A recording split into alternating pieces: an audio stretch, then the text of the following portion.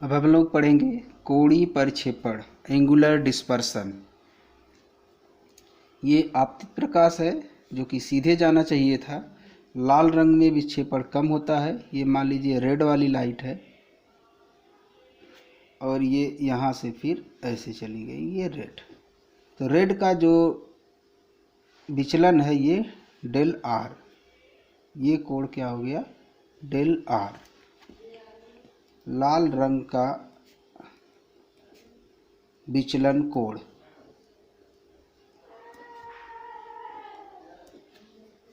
Del are बराबर N R -1 into ए। बैगनी का मान लीजिए, इसमें कि विक्षेपण सबसे ज़्यादा होता है। ये बैगनी की निकल गई।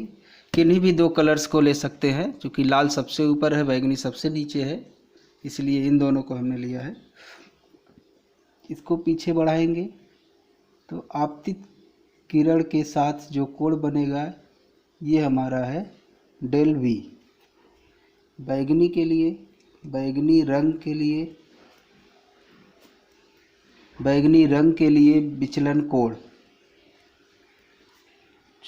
कोण डेल वी बराबर एन वी -1 ए।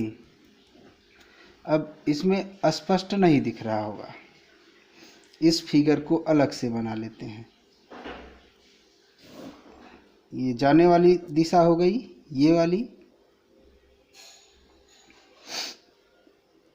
ये रेड की लाइन हो गई, जहाँ पर ये कोण हमारा डेल आर है। और वायलेट की लाइन थोड़ी सी और नीचे की तरफ, ये वायलेट की लाइन हो गई, ये डेल वी है। इन दोनों को पीछे बढ़ाइए। इन दोनों के बीच जो कोण बन रहा है थीटा, इसी को कहते हैं किन्हीं भी दो रंग के लिए कोणीय वर्ण विक्षेपण। परिभाषा हमने लिख दिया है, दो रंगों के निर्गत किरणों के बीच बने कोण को कोणीय विक्षेपण कहते हैं। थीटा, रेड वाली निर्गत, वायलेट वाली निर्गत, दोनों को पीछे बढ़ाएंगे, जो कोण बनेगा इसी को कहते हैं कोणीय विक्षेपण, एंगुलर डिस्पर्सन। इस फिगर से देखिए, ये डेल आर है, ये कोण भी डेल आर होगा। डेल वी बहिष्कोण है, यानी हम लिख सकते हैं कि del V is equal to theta plus del R. This implies theta is equal to del V minus del R. Del V और डेल आर का मान रख दीजिए, N V -1 A minus N R -1 A. दोनों को घटाएंगे, देखेंगे -1 ए और -1 ए, बाहर माइनस है तो कैंसिल हो जाएगा, मिलेगा N V -N R into A theta. किसी भी दो कलर के बीच, कोई भी दो कलर है, उनके अपवर्तनांक पता हो, प्रिज्म कोण पता हो, तो ये ज्ञात कर सकते हैं कि उनका कोणीय विक्षेपण कितना होगा। कोणीय विक्षेपण बताता क्या है कि स्पेक्ट्रम का फैलाव कितना ज़्यादा होगा। यानी यहाँ से जो 7 कलर्स आएंगे वो कम दूरी में रहेंगे कि ज़्यादा दूरी में रहेंगे। कम दूरी में रहेंगे, कोणीय विक्षेपण कम रहेगा। ज़्यादा दूरी में रहेंगे तो कोणीय विक्षेपण अधिक रहेगा। लिख दिया। कोणीय विक्षेपण द्वारा यह पता लगता है कि प्रिज्म के बने स्पेक्ट्रम का फैलाव, यानी ये जो फैलाव इधर मिल रहा है, जो 7 कलर्स इस तरफ दिखाई देते हैं, वो ज़्यादा दूर में दिखाई देंगे कि ज़्यादा कम दूरी में दिखाई देंगे। थीटा अधिक होगा तो ये अधिक दूर में दिखाई देंगे, कम होगा तो ये कम दूरी में दिखाई देगा। और इसके लिए बैगनी रंग के लिए अपवर्तनांक, लाल रंग के लिए अपवर्तनांक पता हो, प्रिज्म कोण पता हो तो हम ज्ञात कर सकते हैं। किसी माध्यम की वर्ण विक्षेपण क्षमता। जब श्वेत प्रकाश प्रिज्म से गुजरता है तो लाल तथा बैगनी रंग की कोणीय विक्षेपण तथा माध्य रंग यानी पीले रंग के विचलन कोण के अनुपात को प्रिज्म के पदार्थ का बड़ विक्षेपण क्षमता कहते हैं, उसे ओमेगा से लिखते हैं। यानी जो कोणीय विक्षेपण है और माध्य रंग का विचलन कोण है, इसके अनुपात को कहते हैं बड़ विक्षेपण क्षमता। पदार्थ का क्यों कहते हैं? थीटा भी हम लोगों ने निकाला, NV माइनस NR ब्रैकेट में A अपान del Y NY minus 1 into A। देखेंगे तो ओमेगा बराबर आएगा NV माइनस NR बटे NY माइनस 1।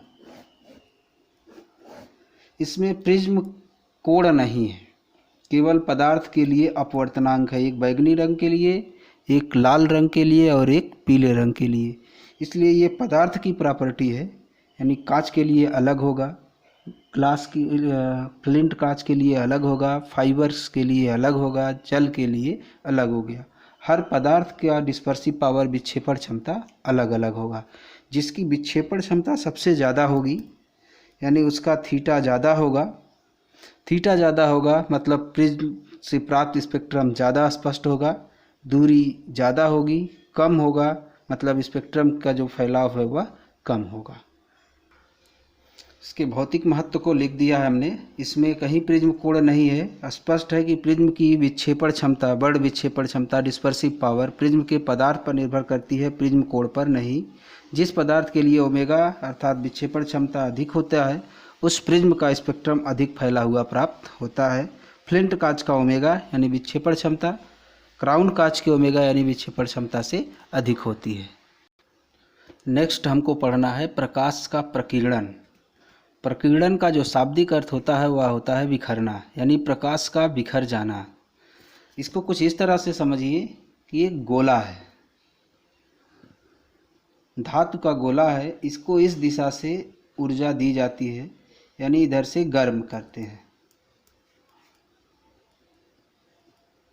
धातु का गोला, इसको लिखना नहीं है नोट्स में, केवल समझने के लिए है कि इसको हम इस दिशा से गर्म करते हैं। यानी एक धातु के गोले को नीचे से गोला रखा हो, नीचे से आग जगा दीजिए तो वो गर्म होगा, यानी ये गर्म होगा मतलब ऊर्जा को अवशोषित करेगा।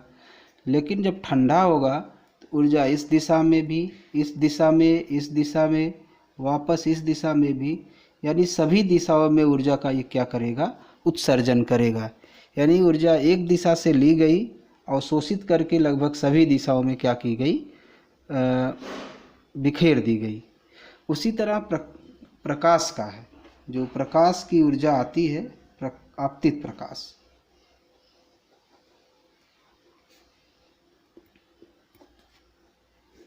प्रकाश तरंग होती है तो ऐसे भी बनाया जाता है। ये एक माध्यम है, माध्यम में बहुत सारे छोटे छोटे कण हैं। ठोस है तो वैसे भी दिखाई देगा, गैस है तो गैस के भी कण हैं। ये सभी गैस के मॉलिक्यूल्स इन ऊर्जा का अवशोषण करते हैं। तब जो आपतित प्रकाश है उसकी ऊर्जा का ये पदार्थ अवशोषण करेगा।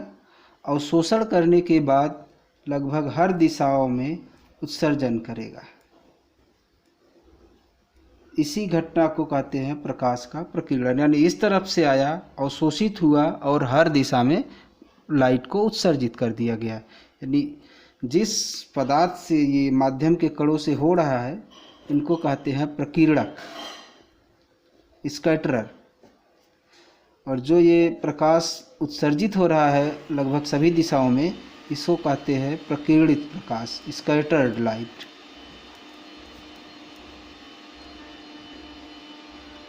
तो परिभाषा समझ में आ जानी चाहिए कि आप माध्यम के कण आपतित प्रकाश की ऊर्जा को अवशोषित करके पुनः सभी दिशाओं में उस ऊर्जा का उत्सर्जन करते हैं। इस घटना को कहते हैं प्रकाश का प्रकीर्णन। परिभाषा हमने लिख दिया है। आपतित प्रकाश का माध्यम के कणों द्वारा अवशोषण करके सभी दिशाओं में उत्सर्जन करने की घटना को प्रकाश का प्रकीर्णन कहते हैं। अर्थात आपतित प्रकाश तथा माध्यम के कणों के बीच अन्योन्य क्रिया के द्वारा प्रकाश के सभी दिशाओं में बिखरने की घटना को प्रकाश का प्रकीर्णन कहते हैं। म्यूचुअल इंटरेक्शन, ये आपतित प्रकाश है और ये माध्यम के कण हैं, इनके बीच में जो क्रिया हो रही है यानी अवशोषण हो रहा है, फिर उनका उत्सर्जन हो रहा है, इसके द्वारा प्रकाश बिखर जा रहा है। इस घटना को कहते हैं प्रकाश का प्रकीर्णन। रेले ने क्वांटम मैकेनिक्स की सहायता से सिद्ध किया कि प्रकीर्णित प्रकाश यानी यहाँ से जो लाइट बिखर के निकल रही है, इसकी तीव्रता I scattered light is inversely proportional to 1/λ⁴। यानी जो प्रकीर्णित प्रकाश की तीव्रता है वो लैम्डा के तरंगदैर्घ्य के चतुर्थ घात के व्युत्क्रमानुपाती है। चूँकि हम जानते हैं कि c बराबर म्यू लैम्डा प्रकाश की चाल, आवृत्ति और ये तरंगदैर्घ्य, इसलिए हम c/λ बराबर लिख सकते हैं म्यू, यानी ये डायरेक्टली प्रोपोर्शनल टू होगा μ⁴ आवृत्ति के चतुर्थ घात के समानुपाती या तरंगदैर्घ्य के चतुर्थ घात के व्युत्क्रमानुपाती होती है। ए का मतलब है इस स्कैटरर की साइज, जो ये गोला है इसका व्यास अगर ए है, ये तरंगदैर्घ्य से छोटा होना चाहिए, तभी रेले स्कैटरिंग होगी, अदरवाइज नहीं होगी। परावर्तन होने लगेगा, जैसे लाइट इससे टकराती है परावर्तित हो जाती है, पर अगर यहाँ छोटे छोटे कण हो टकराएगी तो अवशोषित होगी और उसके बाद वह बिखर जाएगी। लाल रंग की तरंगदैर्घ्य 8000 एंगस्ट्रॉम, बैगनी रंग की 4000, मतलब बैगनी से लाल तक इसी क्रम में धीरे धीरे बढ़ता रहता है। येलो की 6500 के आसपास, ग्रीन की 5500 के आसपास। तो जैसे जैसे तरंगदैर्घ्य बढ़ेगी प्रकीर्णित प्रकाश की तीव्रता घटेगी, यानी वायलेट का सबसे ज़्यादा होगा, रेड का प्रकीर्णन सबसे कम होगा।